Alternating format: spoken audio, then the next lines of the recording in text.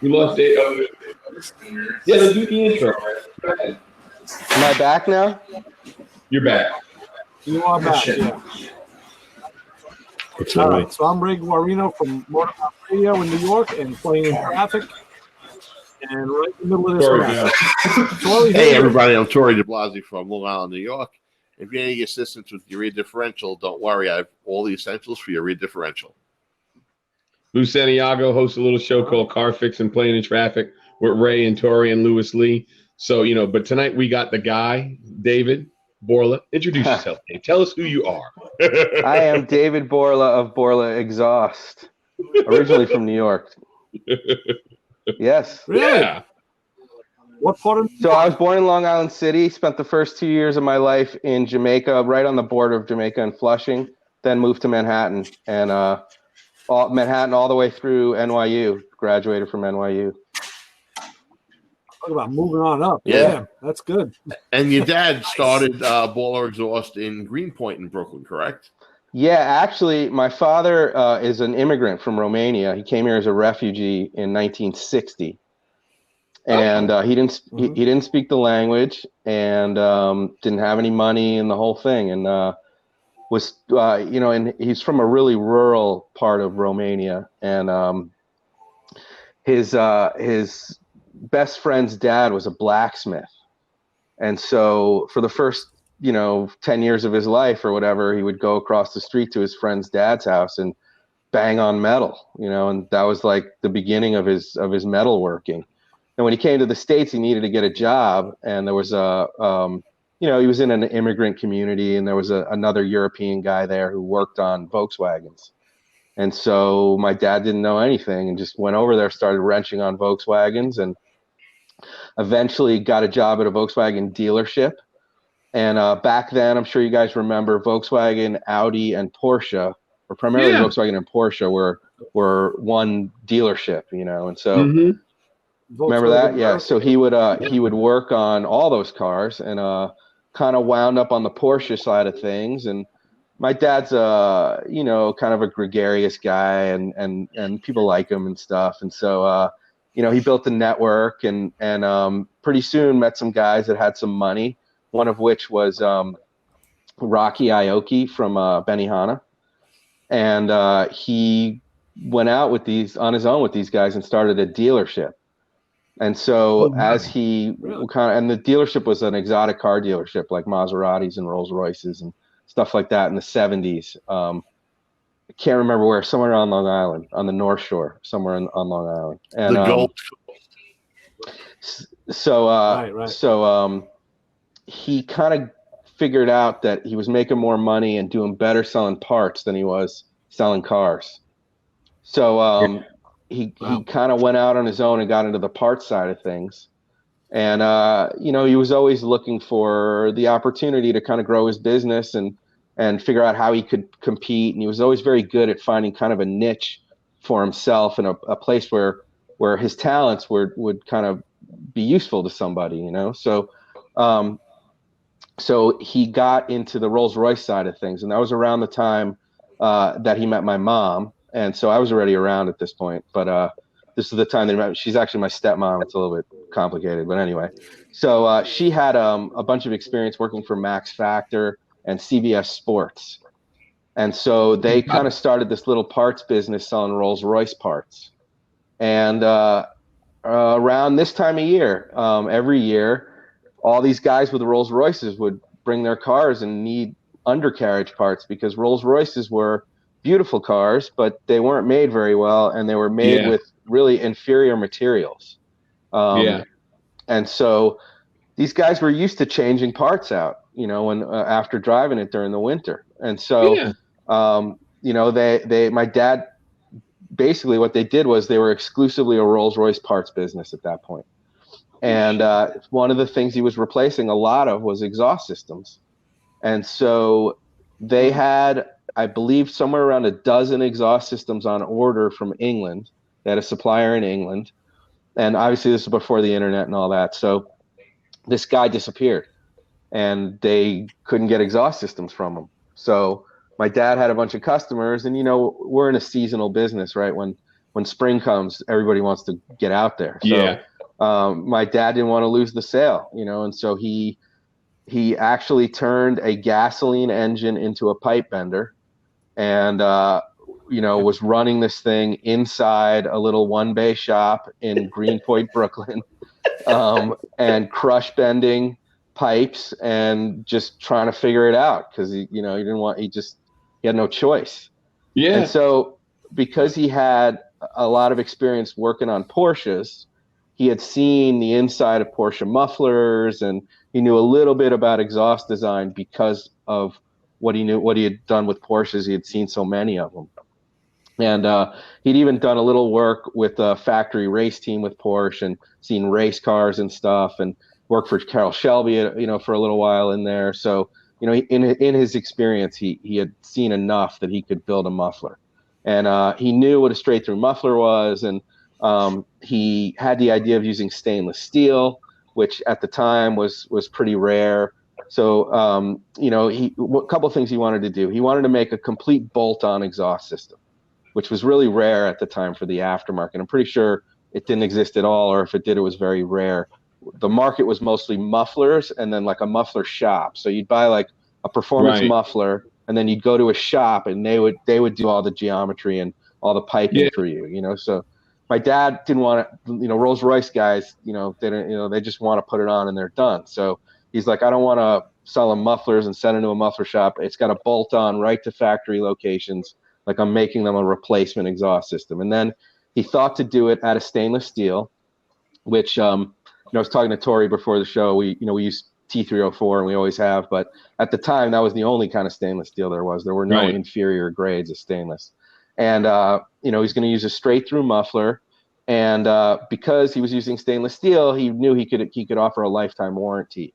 So those are sort of the pillars of the company. And right from the get-go, from the first exhaust system he made, he figured that out. So it was complete bolt-on, stainless steel, performance muffler, lifetime warranty. And so fast forward to today, and there are over 200 companies that have adopted that business model at some point in the last 40 years. That's crazy. That's so impressive. Yeah, and so what happened was, obviously they liked him, and they started telling their friends about it, and more Rolls-Royce guys started coming to him. But then the guy with the Rolls-Royce, his wife drove a Mercedes or whatever, you know, and so she needed an exhaust system at some point. So, well, you know, you did it for my Rolls-Royce, can you do it for my Mercedes? And my dad said, sure. And so another thing that he thought of was that he wanted to be able to reproduce them, right? He didn't want to have a muffler shop.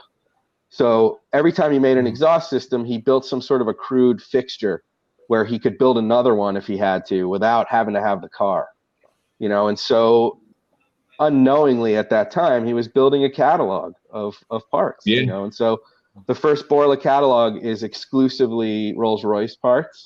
And then you kind of see more Volkswagen or Mercedes and BMW kind of getting in there. And the whole first part of our history, the New York part of our history, is all European cars, all high-end European cars. That is, you know, so and then when we moved to California, or when he moved to California before I did, then it all changed, and that's when the kind of the muscle car thing started to happen. Right. That's wild. So yeah. I mean, he's a real like self-made guy, innovative, you know, that kind of thing. It's pretty cool. You know, it's really cool to be a part of it. Yeah, he's a hoot. We've talked a few times. He's a hoot. Yeah, I know. Yeah.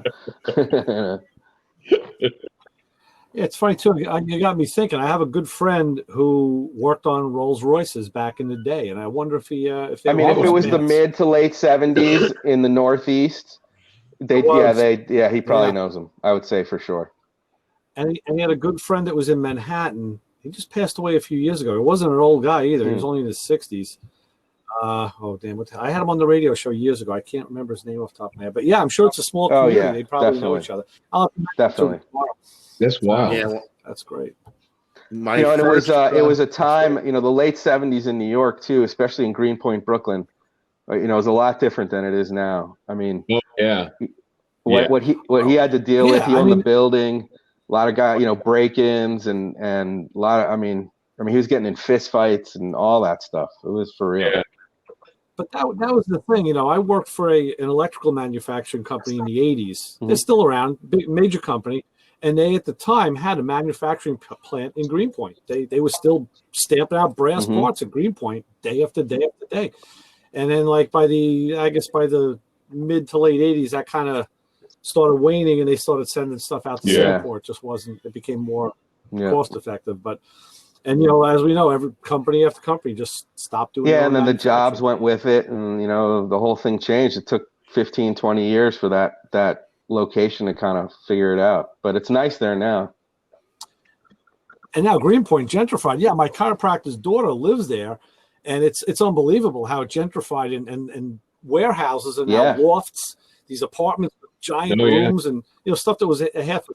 I actually went to a really literally a legit Polish wedding in Greenpoint because my wife's family had people out there. This is again back in the late 70s. It was all Polish when we went. It was mostly Polish when we went there. At least the old school folks were all Polish. And the first employee we had, she's a daughter of Polish immigrants, and she still works for us 40 some odd years later. Oh, that's great. Pretty crazy. That's great. That's cool. So how do you tailor, when you make a system for any particular car? I guess there's options. The customer has options for what they, how they can buy that system. How do you determine what those options are going to be sound-wise? So, I'm lucky to be second generation, and, I got into this thing. It was already moving, we had some company history, and of course now we have a lot of company history. So when it comes to something like, a Mustang or an F-150,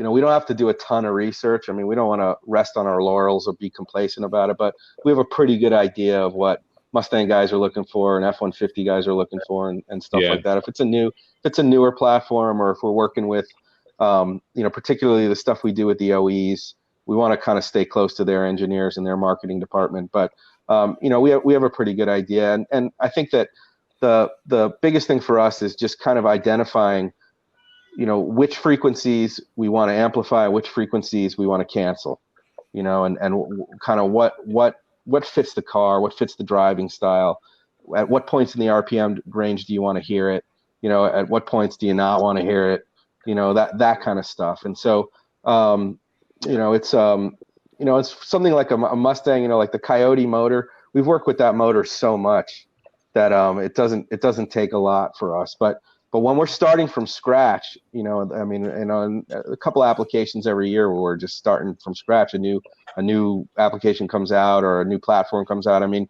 believe it or not, and I know it's not necessarily the sexiest thing, but we're doing really well with a car, a Kia, the Kia Stinger. Really? We worked with Kia and we brought that car in, and that's kind of a good example for me to answer that question with, because we'd never seen that thing before. And for us, Kia was, an economy car, not something that people really modified, and here was Kia coming to us, corporate Kia, saying, hey, look, this thing's going to be a really good car, and we want the aftermarket to embrace it. And so they brought one of the early prototypes to us, and that thing drives. It was so fun to drive, like really fun to drive. And so, with that one, we had to really think to ourselves, like, what sound's going to fit the car? We're not trying to make everything sound like a V8. We love V8s, believe me, but some stuff, it's just, how can we make this motor sound as good as this motor can sound? I mean, the EcoBoost motors are a really good example of that too. They kind of have their own character. And so what we're doing is we're shaping and refining the note of the engine. We're very careful not to try and make it sound like something it can't be.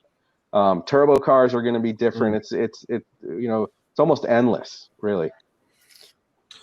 Yeah, I was kind of thinking about like us old GTO owners, that own old GTOs, and my Mazda 3. It's coming time for an exhaust in that car, and I'd like to do a cat back system. Yeah, it's funny. You have the 2.5 motor. Yeah. So my wife had that car. We got a great exhaust system for that car.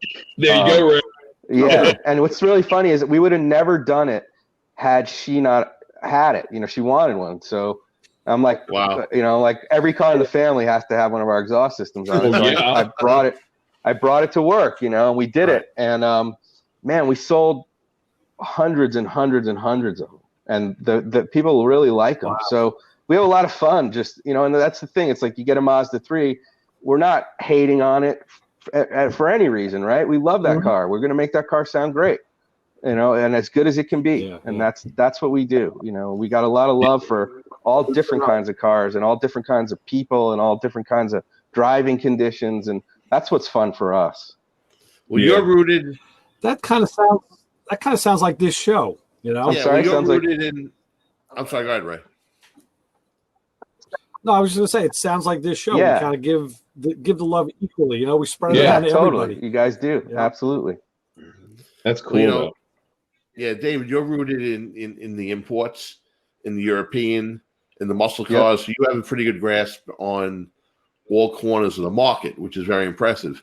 But I just want to ask you a quick question. You went to NYU. Can you tell me a little bit about your schooling and what you went to school for? So I have a double major in music and marketing. So I'm a musician. Actually, when I graduated from NYU, before I came to work for my pop, I was in the music business for a while. Wrote a bunch of songs. Actually, got a record deal with Sony. Had a song that was went to number 12, top 20 in the country. And I actually wrote and performed the theme song for a movie called Dude, Where's My Car? Which is kind of funny. I don't know if you guys have heard of that. So I remember that movie. Yeah. So I think that's probably my biggest claim to fame in music is writing and recording the theme song to Dude, Where's My Car? Which is kind of ironic that it had a car in it. But, you know, I did study music theory, and I know enough about music to understand, you know, some principles that I'm able to apply to exhaust. And so I take kind of a musical approach to it. This is what I wanted to ask you, though, because my daughter Melissa, she was very impressed about this video also. And the one I'm talking about now is where you applied the polyphonic harmonizer exhaust technology using the same science they used in pipe organs. And could you just elaborate on that? And I'll put the link up there because it's a very impressive video, and anybody and everybody should watch it.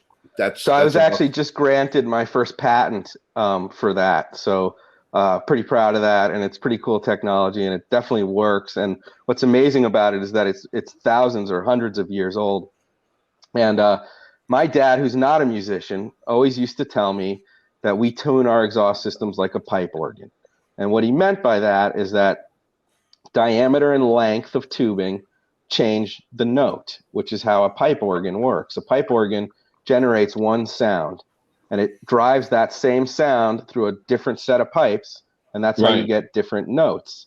And they use length and diameter to do that, and there are calculations to achieve specific notes. Like A is 440 frequency. So, you know, if you want it to be an A and you want that A to work with a guitar or other instruments, it has to be exactly 440. And so the way a pipe organ works has a very specific length and diameter to create that note. So, and really exhaust manufacturers and designers have known this for a long time. And everybody knows if you increase the diameter, the note's going to drop a little bit, it's going to get a little bit louder and all that stuff. What I did was I took the concept of how on a pipe organ you can play more than one note together. And those notes together can either sound good together or not good together. And that's what piano players do, right? They spend their lives learning about which notes go together. So what I discovered was that if you play a chord on an organ or on a guitar or whatever, those notes have a relationship with each other that can be kind of turned into math. And so if you're playing specific notes together on a pipe organ, those two notes together, the relationship between the diameters is the same. So it gets a little bit technical with music, but like do, re, mi, fa, sol, la, ti, do. So if you want to play do, mi, and another note together to make a particular chord, like a triad, the relationship between those notes was always the same. So I said, well, what if I take a particular pipe diameter and then I use those same ratios? And we came up with a really cool way to put collectors on both sides.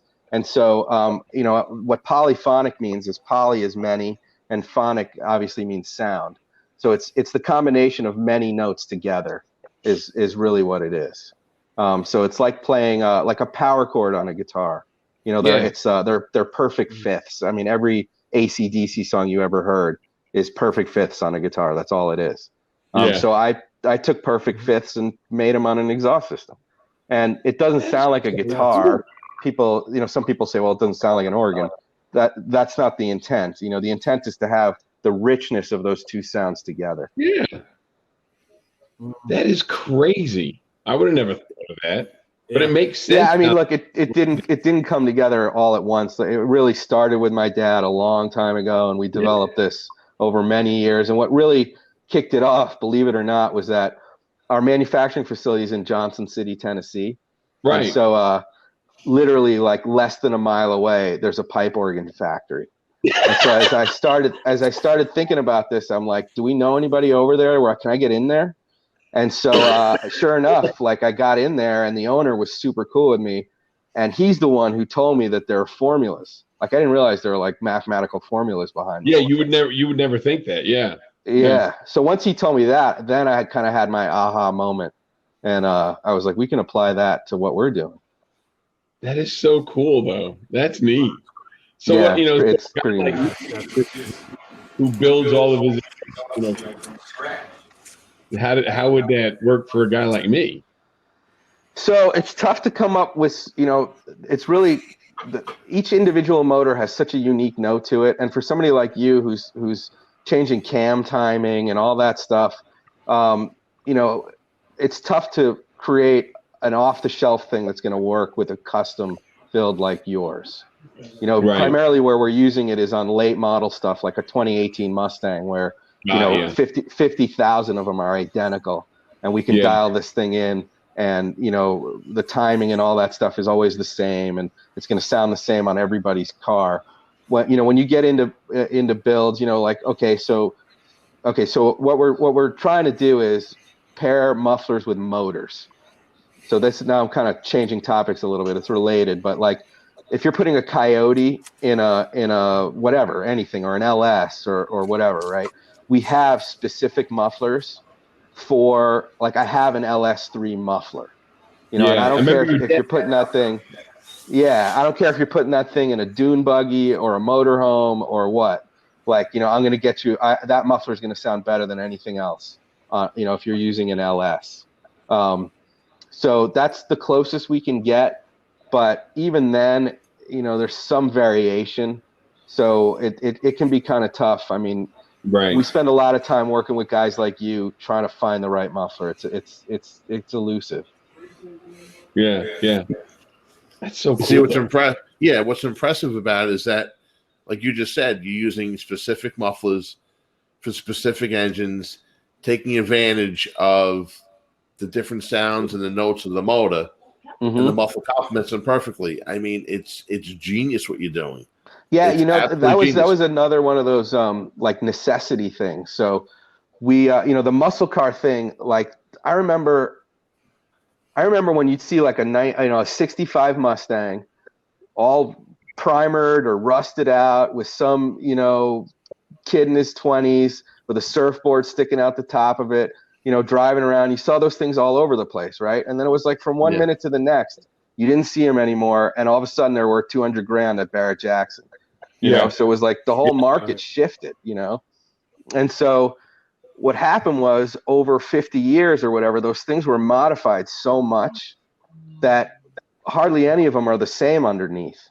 So the notion that you're going to make an exhaust system that somebody's going to bolt right on, you know, we'd go like, okay, we'll bring in a 65 Mustang, or we'll bring in 10 of them, and we'll try and make something that fits all 10. Well, sure enough, the first guy that buys one doesn't fit, because he just, you know, he moves something out, he moves something underneath. So So we were like, man, we can't do anything for these cars. You know, what are we going to do?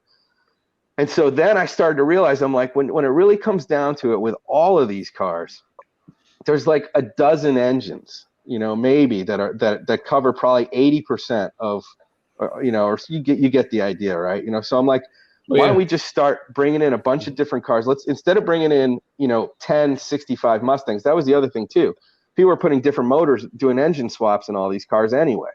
So it's like, even if the geometry fits, it's a different motor or whatever. Like the motor is where it's at. Like that's what's creating the note, you know? So we started taking a different approach, and we were like, let's bring in 5 different vehicles that all have a coyote, and let's try and make a pair of mufflers that's going to work and sound great with anything that has a coyote in it, you know? And so that's our crate muffler line. And, you know, obviously the word crate muffler is a play on crate motor. Right.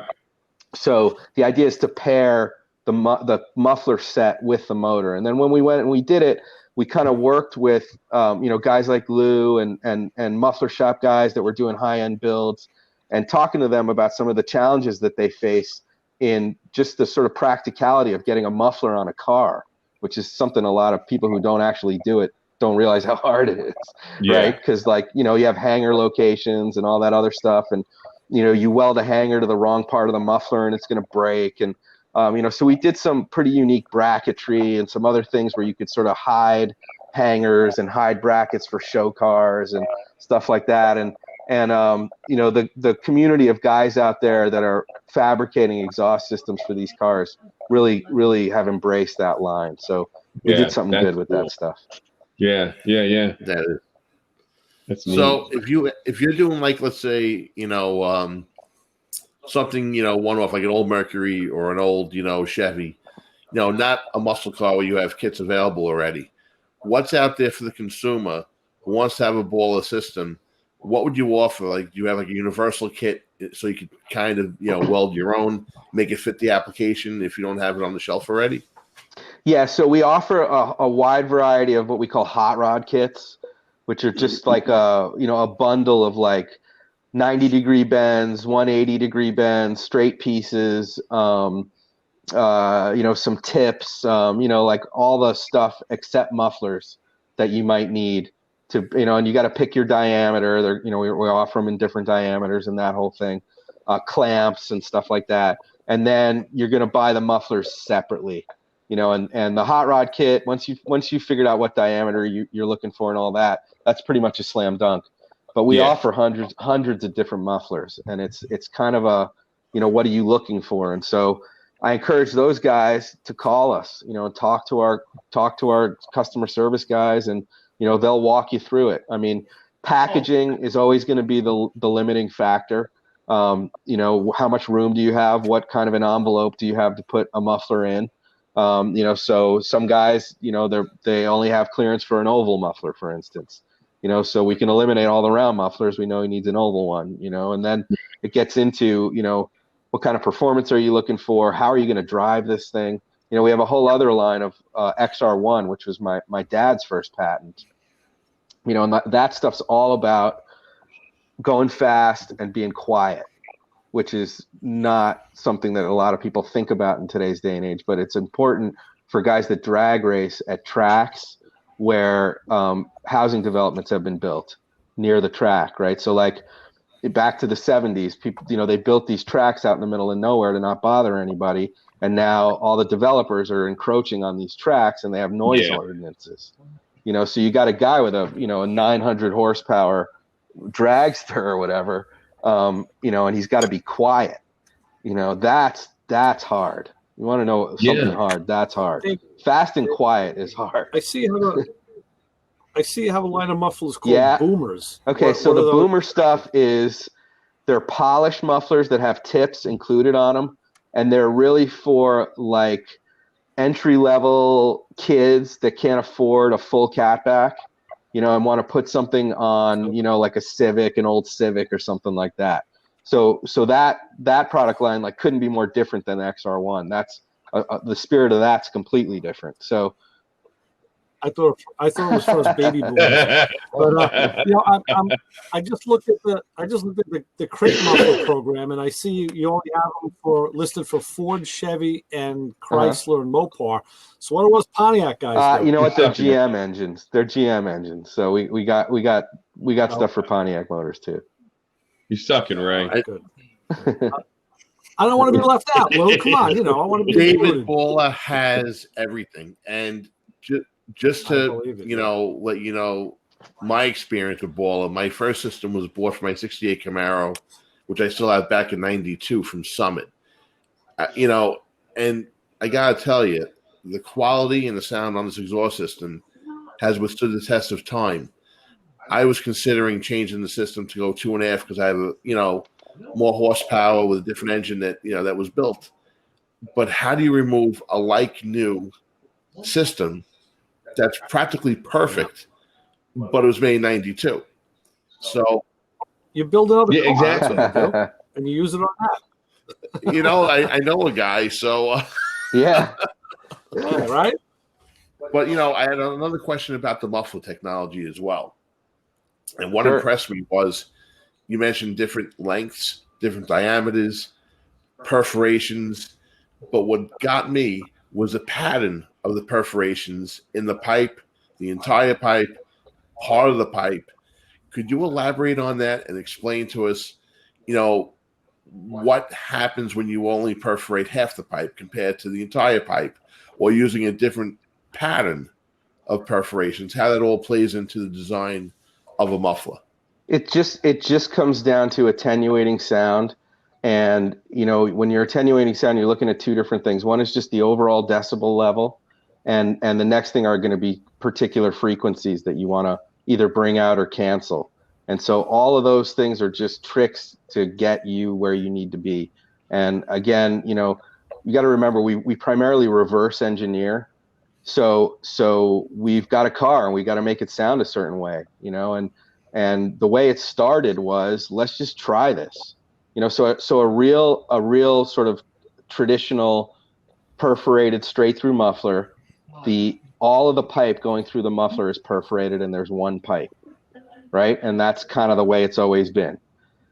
So a couple of, we were in a situation where it just didn't sound right and we didn't know what to do. And we have all this material and all these machines and all these ideas. And so we said, well, what if we just made it only half perforated, and then we kind of started recording the data of what that did. Well, it brought out this frequency, it eliminated this frequency, it made it sound like this. Okay, now what happens if we do it the other half? And what happens if we try a spiral pattern? And what happens if we try different perforated patterns? And it was all trial and error, and the key to it was just recording the data.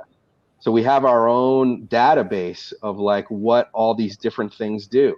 And when we run into a situation where we can't get the sound we're looking for, we go back and we say, what have we done in the past that kind of worked in this situation? And it was literally like that. And some of it sounded terrible, and the stuff that sounded terrible we didn't use. It was really that simple.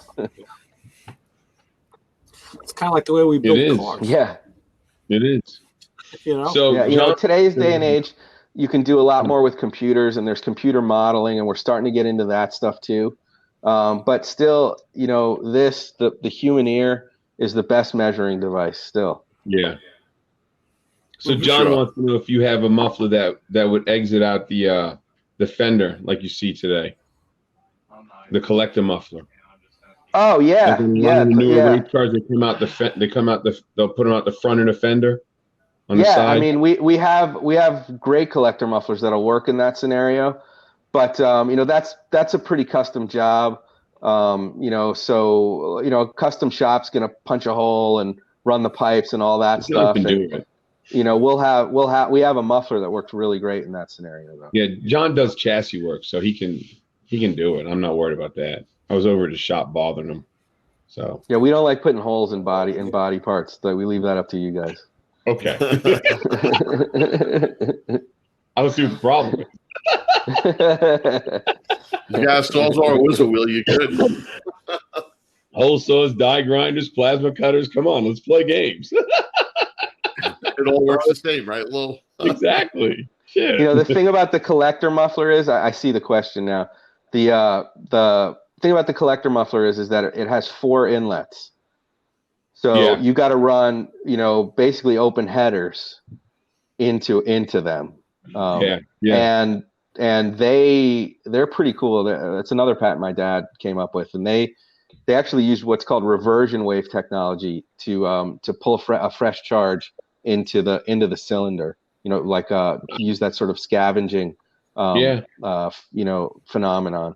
So that stuff's really cool. I think those are some of the coolest mufflers. It's just not too many people are running some sort of an exhaust setup with 4 pipes required to go into a muffler. It's really like an NHRA kind of thing, but they're great. Oh, that's brilliant. So he's asking about where on our site. Say, You know what? Just give us a call, and you can even ask for me, and I'll remember this, of course, and I'll tell you all about it. How's that sound? There you go. Nice. it's interesting that you talk about reversion muffling, because all the talk that we hear, the buzzwords are always anti-reversion. You know, pipes are built for anti-reversion, and headers, and with step tubes and all of that. So it's kind of interesting to hear it the other way around. You know, there are 3 elements going through an exhaust system. You have exhaust gases, you have sound waves, and you have heat. And so the reversion waves come from the sound side of it. And so typically, you don't want any reversion because it's going to somehow interrupt your exhaust flow. But my dad should talk about this, but there's a particular angle where if you can get this thing to go back the right way, it will actually help power. You can actually make power with a reversion wave. It's a little over my head. It's a little bit over my head, so I don't want to talk too much about it, but it's pretty cool. Obviously, when we're talking about sound waves, we're really talking about pressure waves. Right? Yeah. That's correct. I would have thought. Yeah. I would have never thought that. Yeah. It's the science is incredible with that whole thing. Yeah. Well, because I know, like, when I build headers at the collector, I make it so the exhaust gases come out in a circle to help with scavenging, because it creates like a vortex. But I would have never thought to change the angle and use help put a charge in it. It's like the basic concept is you're sending that wave back through the exhaust system, and then it comes back again, and when it comes back again, it's actually pulling the exhaust gases with it. It's interesting. It's really interesting. It's hard for me to imagine, with all the pressure going out, it's hard to imagine. Right. Yeah, I know, but the key to it is that the sound wave has no mass. I know when I've looked into this and talked to him about it, the fact that sound waves have no mass is the reason why that works somehow. Right. That's cool though. So it's it's amazing that after 150 years or whatever that we're still learning things about fluid dynamics and exhaust theory and all that stuff. It's still a lot of fun. Cool. You see, you guys refined it though, because it's real easy to put exhaust dumps on after the headers, before the mufflers, and just to be extremely loud. But to have such a refined note, such a good sound that sounds throaty and bold and sometimes raucous, but in a good way. Like, could you explain the acoustically tuned applied kinetics of the mufflers? Yeah. Attack?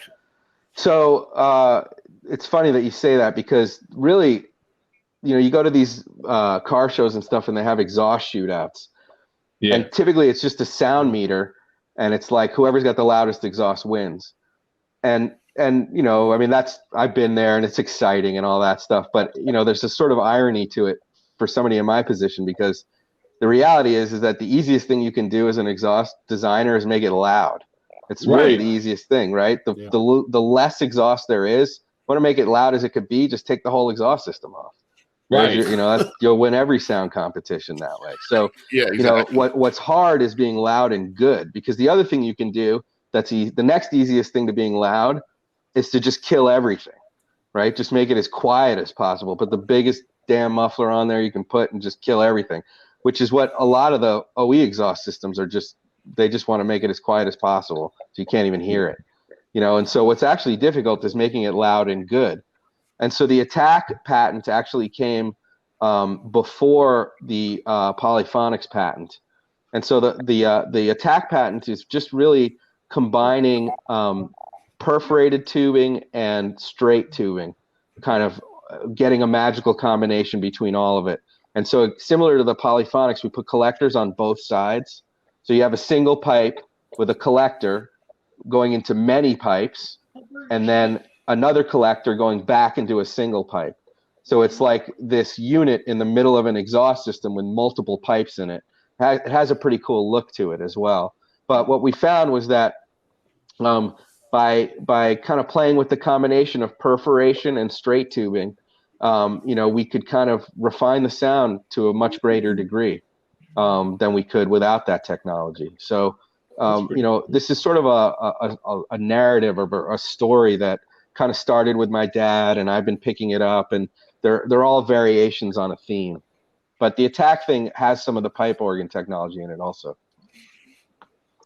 David, what's the difference in a muffler and a resonator, and why are resonators used on stock systems? So I don't know that there's a dictionary definition, and this is something that we kind of deal with a lot with end users, and even in our own internal meetings, those terms get thrown around or used in different contexts or misused.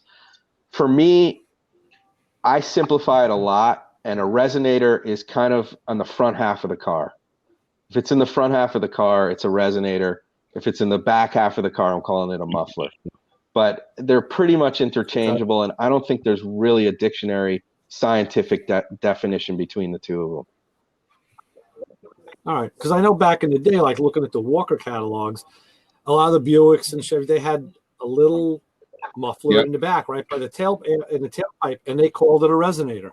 So they may have been wrong. I don't know. That's why I'm looking for. I always thought that it was a way to just kind of fine tune the exhaust, maybe fine tune a harmonic, because that's one of the first things everybody did was take those off anyway. But then I've seen guys where they take the muffler off but leave the resonator, and that sounded kind of cool too. The word resonator, right? I think it comes from the word resonance, right? And so resonance, typically is something you want to tune out of a vehicle, because resonance is a fancy word for drone, or at least that's what it's become today. So that word resonator, even in the context you're talking about, I was never really sure if it caused resonance or eliminated resonance, or maybe has no relationship to resonance. I don't really know, but I'll tell you, I just did a quick search on Wikipedia. They're saying a resonator is a device or system that exhibits resonance or resonant behavior. That is, it naturally oscillates its own. We talk about resonant frequencies. I mean, that's the Tacoma Narrows bridge. And so the thing, is that video you're talking about? Yeah. I've seen that video. So yes, and so I think in that context, so this gets into sound canceling, and so what you can do if you want to use a resonator probably the right way, because I still don't think anybody wants to really cause resonance.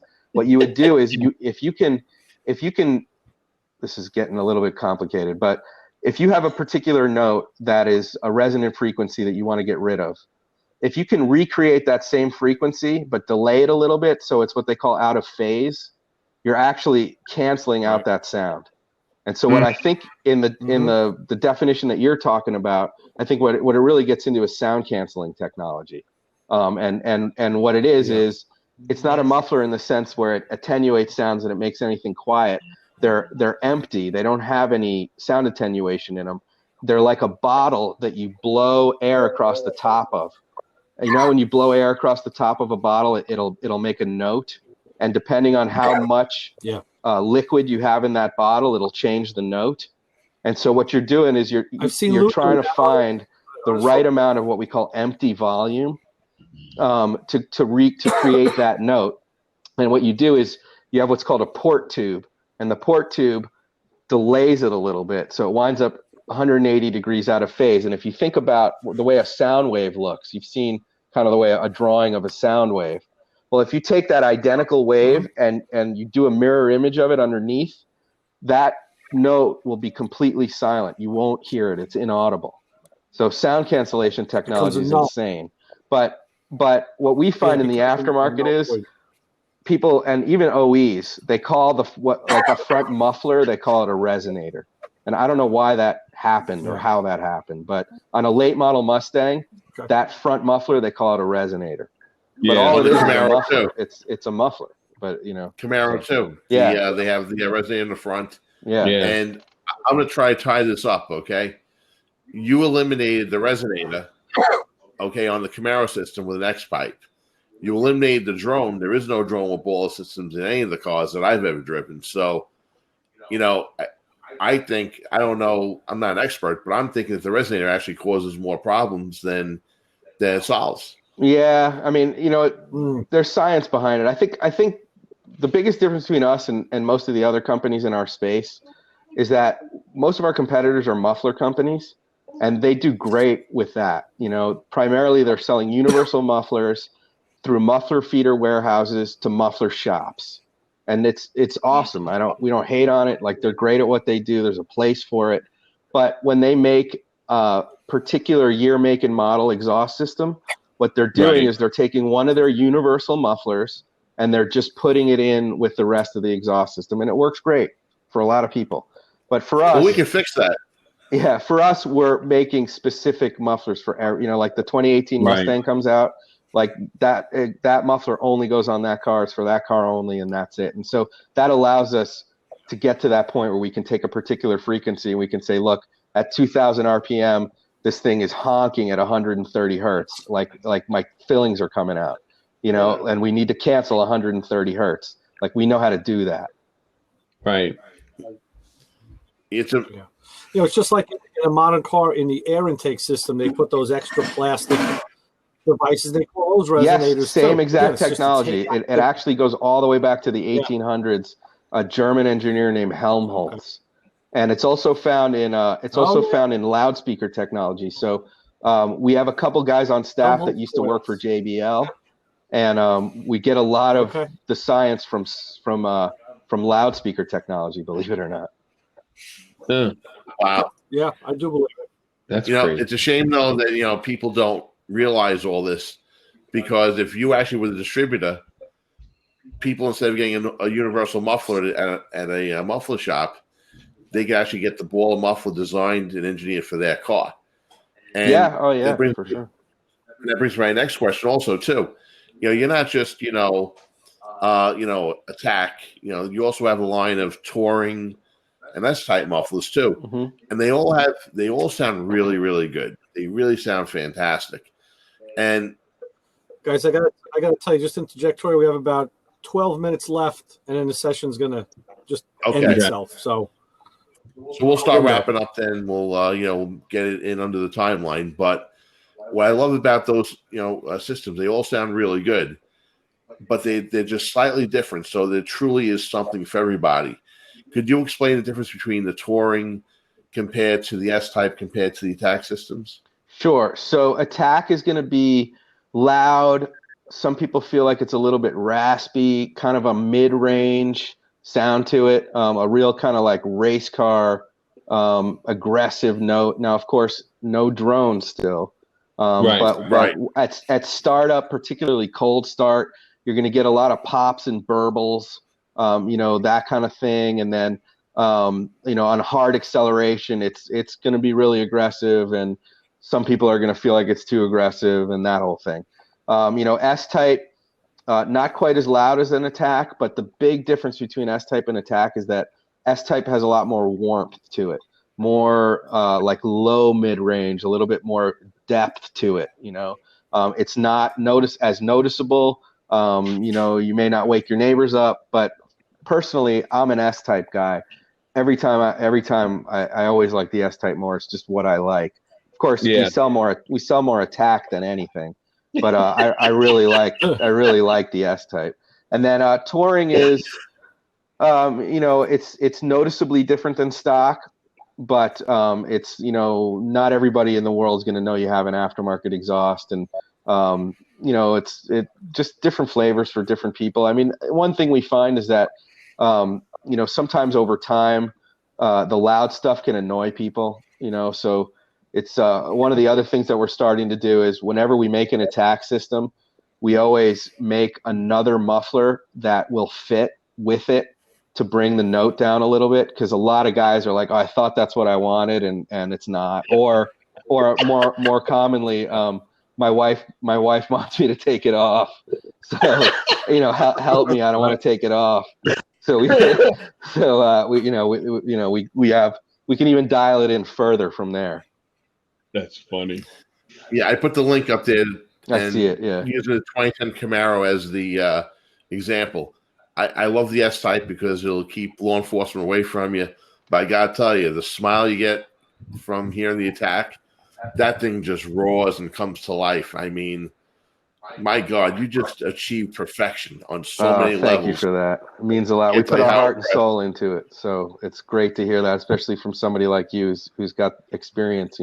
Funny that you mentioned that law enforcement, because I don't want to get anybody in trouble, but let's just say a lot of police officers are fans of Borla, and most of them are buying attack systems. So let's just leave it at that.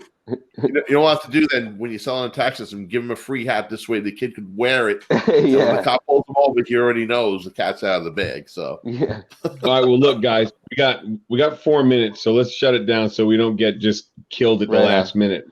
So hey, thank you guys for having me on. This was awesome. Really, I'm sorry it took me so long to get on, but this was great. So. All right. You were worth the wait. Big deal. Awesome.